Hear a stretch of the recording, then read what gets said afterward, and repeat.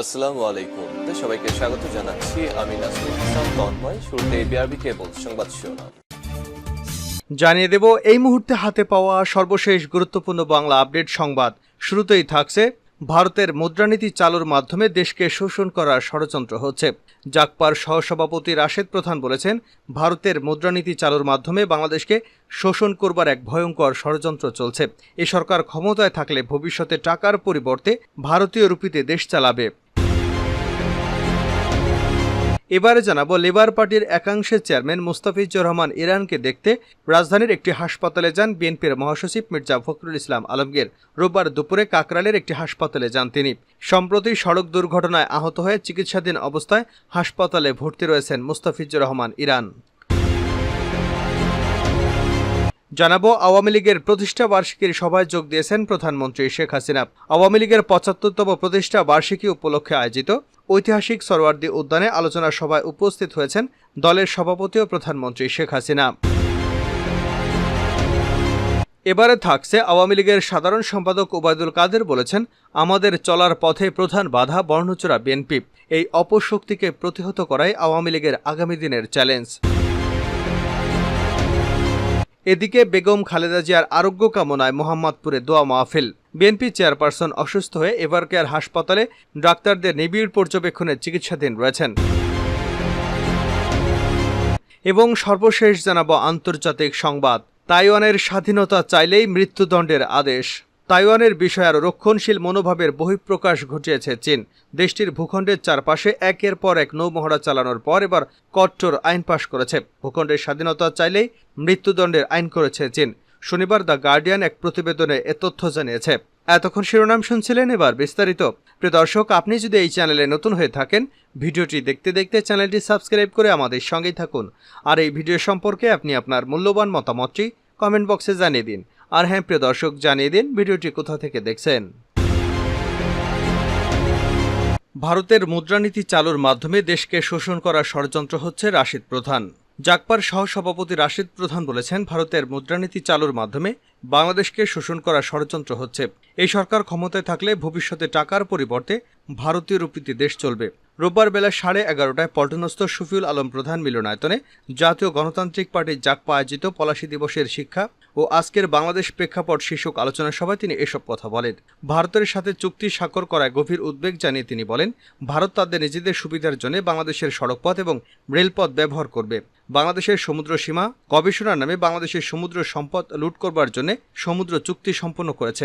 তথ্য হ্যাকিং এবং অতিরিক্ত অর্থ আত্মসাতের জন্য বাংলাদেশের ইন্টারনেট সেবা ভারত নিয়ন্ত্রণ করার ষড়যন্ত্র করছে। বাংলাদেশের সাথে সুনীল অর্থনীতি নামে ভারত বাংলাদেশের স্থলবন্দরগুলো বিনা শুল্কে ব্যবহার করতে চায়। রাশিদ প্রধান বলেন, স্বাধীন বাংলাদেশের ভাগ্যের নির্মম পরিহাস। বাংলার মেহনতি মানুষের উপর পূর্ব পাকিস্তানের শোষণ নিপীড়ন প্রতিবাদ করতে গিয়ে লাখো শহীদের রক্তের বিনিময়ে আমরা বাংলাদেশ পেয়েছি। কিন্তু আজ সেই ভারতীয় শোষণ নিপীড়ন আর কর্তৃত্ব নির্ভর হয়ে উঠেছে বাংলাদেশ। কোথায় আজ আমাদের মুক্তিযুদ্ধের চেতনার বাংলাদেশ? সুতরাং সার্বভৌমত্ব রক্ষায় দেশবাসী হুঁশিয়ার থাকবেন। জাগপাত দলীয় মুখপাত্র বলেন, আওয়ামী লীগ ক্ষমতায় আসার পর থেকেই বাংলাদেশের অর্থনীতি ক্ষুধার্ত কুকুরের মতো খেয়ে ফেলা হচ্ছে। তাদের পছন্দের আমলাদের হাজার হাজার কোটি টাকার দুর্নীতি এখন বিশ্ব রেকর্ড করতে চলেছে।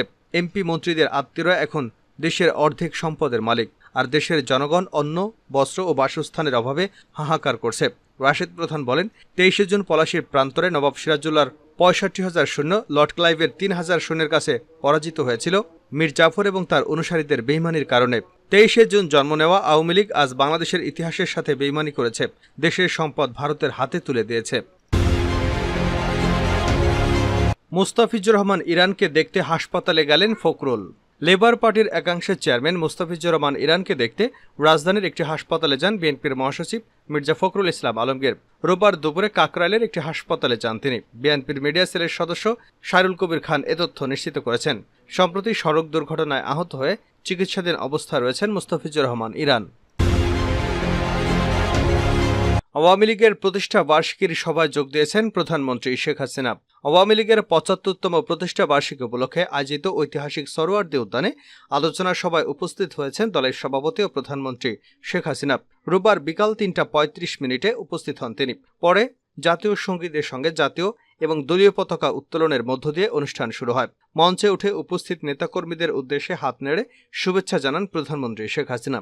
এর আগে সকাল থেকে নেতাকর্মীরা জড়ো হতে থাকে সরোয়ার্দী উদ্যানের ফটকে। উৎসব মুখর পরিবেশে ঢাকার বিভিন্ন নির্বাচনী এলাকা থেকে নেতাকর্মীরা বাসে চড়ে ঢাকঢোল ব্যান্ড পার্টি বাজিয়ে আনন্দ উল্লাস করতে করতে মিছিল নিয়ে জড়ো হন এখানে। কেন্দ্র থেকে শুরু করে সারা দেশের 3 দিন ব্যাপী বিভিন্ন কর্মসূচির মাধ্যমে আওয়ামী লীগের এই প্রতিষ্ঠাবার্ষিকী উদযাপিত হচ্ছে। সরোয়ার্দী উদ্যানের মঞ্চে আওয়ামী লীগের শীর্ষ নেতাদের মধ্যে দলটির সভাপতিমণ্ডলীর সদস্য মতিয়া চৌধুরী, শেখ ফজলুল করিম সেলিম, ইঞ্জিনিয়ার মোশাররফ হোসেন সহ আরও বেশ কয়েকজন উচ্চপদস্থ রাজনীতিবিদ উপস্থিত রয়েছেন। 2008 সালে নির্বাচনে বিজয়ী হয়ে আবার সরকার গঠন করে দলটি। 2014 সালে নির্বাচনে পুনরায় বিজয়ী হয়। এরপর 2018 সালের 31শে ডিসেম্বর অনুষ্ঠিত একাদশ জাতীয় সংসদ নির্বাচনে নিরঙ্কুশ বিজয় লাভ করে টানা তৃতীয় মেয়াদে ক্ষমতায় আসে ক্ষমতাসীন আওয়ামী লীগ। সর্বশেষ 2024 সালের 7 জানুয়ারি অনুষ্ঠিত দ্বাদশ জাতীয় সংসদ নির্বাচনের মধ্য দিয়ে টানা চতুর্থবারের মতো সরকার গঠন করে আওয়ামী লীগ। আমাদের চলার পথে প্রধান বাধা বর্ণচোরা বিএনপি। আওয়ামী লীগের সাধারণ সম্পাদক এবং সড়ক পরিবহন ও সেতুমন্ত্রী ওবায়দুল কাদের বলেছেন, আমাদের চলার পথে প্রধান বাধা বর্ণচোরা বিএনপি। এই অপশক্তিকে প্রতিহত করাই আওয়ামী লীগের আগামী দিনের চ্যালেঞ্জ। রোববার আওয়ামী লীগের 75তম প্রতিষ্ঠা বার্ষিকী ও প্লাটিনাম জয়ন্তী উপলক্ষে রাজধানীর ধানমন্ডির 32 নম্বরে জাতির জনক বঙ্গবন্ধু শেখ মুজিবুর রহমানের প্রতিকৃতিতে শ্রদ্ধা নিবেদন শেষে একথা বলেন তিনি। ওবায়দুল কাদের বলেন, আমাদের দলের জন্মদিনে আমাদের অঙ্গীকার হচ্ছে আমাদের রক্তমূল্যে অর্জিত বিজয়কে সুসংহত করব। আমাদের চলার পথে প্রধান বাধা বর্ণচোরা বিএনপি। মুক্তিযুদ্ধের নামে এরা বর্ণচোরারা ভাওতাবাজি করে। সাম্প্রদায়িক জঙ্গিবাদ শত্রু আজ আমাদের অভিন্ন শত্রু। তিনি বলেন, এই অভিন্ন শত্রু বিএনপির নেতৃত্বে ঐক্যবদ্ধ হয়। আজ আমাদের অঙ্গীকার, আমাদের আজ শপথ, এই অপশক্তিকে পরাজিত করতে হবে এবং আমরা আমাদের বিজয়কে সুসংহত করব। বঙ্গবন্ধু কন্যা শেখ হাসিনার নেতৃত্বে স্মার্ট বাংলাদেশ বিনির্মাণ করব। এটাই আজকের শপথ। আওয়ামী লীগের প্লাটিনাম জয়ন্তীতে সূর্যোদয়ের সময় দলের কেন্দ্রীয় কার্যালয় দেশব্যাপী দলীয় কার্যালয়ে জাতীয় পতাকা এবং দলীয় পতাকা উত্তোলন করা হয়। এদিন সকাল 10:30টায় গোপালগঞ্জের টুঙ্গিপাড়ায় চিরনিদ্রায় শায়িত জাতির পিতা বঙ্গবন্ধু শেখ মুজিবুর রহমানের সমাধিতে আওয়ামী লীগের কেন্দ্রীয় কার্যনির্বাহী সংসদের পক্ষ থেকে একটি প্রতিনিধি দল শ্রদ্ধার্ঘ্য নিবেদন করেন। খালেদা জিয়ার আরোগ্য কামনায় মোহাম্মদপুরে দোয়া মাহফিল। এভার কেয়ার হাসপাতালে চিকিৎসাধীন বিএনপি চেয়ারপারসন ও সাবেক প্রধানমন্ত্রী খালেদা জিয়ার আরোগ্য কামনায় মিলাদ ও বিশেষ দোয়া মাহফিল অনুষ্ঠিত হয়েছে। রোববার বাদ জোহর রাজধানীর মোহাম্মদপুরে অনুষ্ঠিত এ দোয়া মাহফিলে বিএনপির সিনিয়র যুগ্ম মহাসচিব রুহুল কবির রিজভী সহ নেতাকর্মীরা অংশগ্রহণ করেন। পরে গরিব ও দুস্থদের মাঝে খাবার বিতরণ করা হয়। দলের জাতীয় নির্বাহী কমিটির সদস্য মোহাম্মদ মাহবুবুল ইসলামের উদ্যোগে এই কর্মসূচির আয়োজন করা হয়।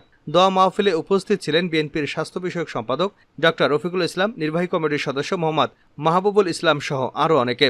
এর আগে শুক্রবার গভীর রাতে বিএনপির চেয়ারপারসন খালেদা জিয়াকে এভার কেয়ার হাসপাতালে ভর্তি করা হয়। হাসপাতালের ক্রিটিক্যাল কেয়ার ইউনিটে চিকিৎসকদের নিবিড় পর্যবেক্ষণে চিকিৎসাধীন তিনি। ৭৯ বছর বয়সী খালেদা জিয়া ডায়াবেটিস, আর্থাইটিস ছাড়াও হৃদরোগ, ফুসফুস, লিভার এবং কিডনি সহ বিভিন্ন জটিল রোগে ভুগছেন। খালেদা জিয়ার স্বাস্থ্যের খোঁজ নিতে এভার কেয়ারের রিজভী। গুরুতর অসুস্থ খালেদা জিয়ার স্বাস্থ্যের সর্বশেষ অবস্থার খোঁজখবর নিতে এভার কেয়ার হাসপাতালে গিয়েছেন বিএনপির সিনিয়র যুগ্ম মহাসচিব অ্যাডভোকেট রুহুল কবির রিজভী।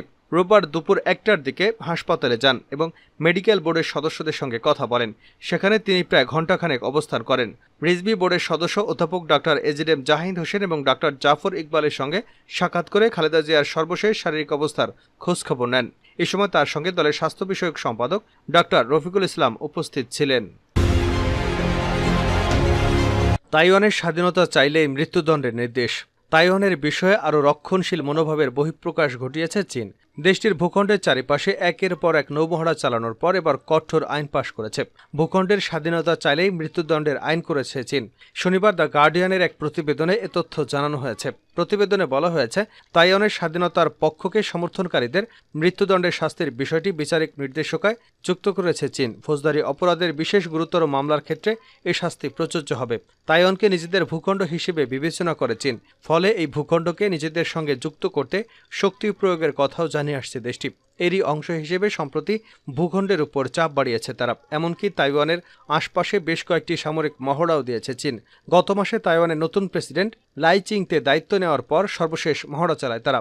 চিনহুয়া জানিয়েছে, শুক্রবার বেইজিংয়ের জারি করা নির্দেশনায় দেশকে বিভক্ত এবং পরিচ্ছন্নতাকে উস্কে দেওয়ার জন্য তাইওয়ানের স্বাধীনতাপন্থী শাস্তির কথা জানানো হয়েছে। এছাড়া ভূখণ্ডের স্বাধীনতার প্রচেষ্টার মূল ভূমিকা পালনকারী এবং রাষ্ট্র ও জনগণের ক্ষতিকারীদের মৃত্যুদণ্ডের কথা বলা হয়েছে।